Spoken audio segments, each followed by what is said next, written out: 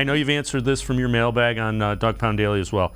Do you think the defensive tackles who start week 1 are on our roster right now? And if so, who do you think they are? Yeah, I do. I think at least one of them is, if not both of them. Right now, as long as they don't have a bad training camp and preseason or get hurt, of course, the Browns want Taven Bryan and Jordan Elliott to be the starters. They went after Taven Bryan relatively early in free agency. If you remember, it was that first week, the first couple of days.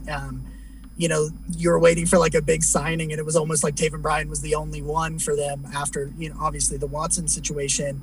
But they feel like, I think that Taven Bryan was just poorly used in a disaster of a situation in Jacksonville the last few years. And I think they see an athletic profile in him when he was coming out of Florida that made him a first-round pick. And they think that Jordan Elliott has finally flipped the switch. So I think they're on there. Whether I agree with that or not, that's up for debate. But right now, if gun pressed to my head trying to, make a prediction, I think it's Jordan Elliott and Taven Bryan. Yeah, and that would be similar to Tack McKinley, different position, but they kind of felt like McKinley wasn't put in a really good situation, and he played pretty well. So I think you're right. I think they feel Taven Bryan similarly that they can unlock that first-round potential.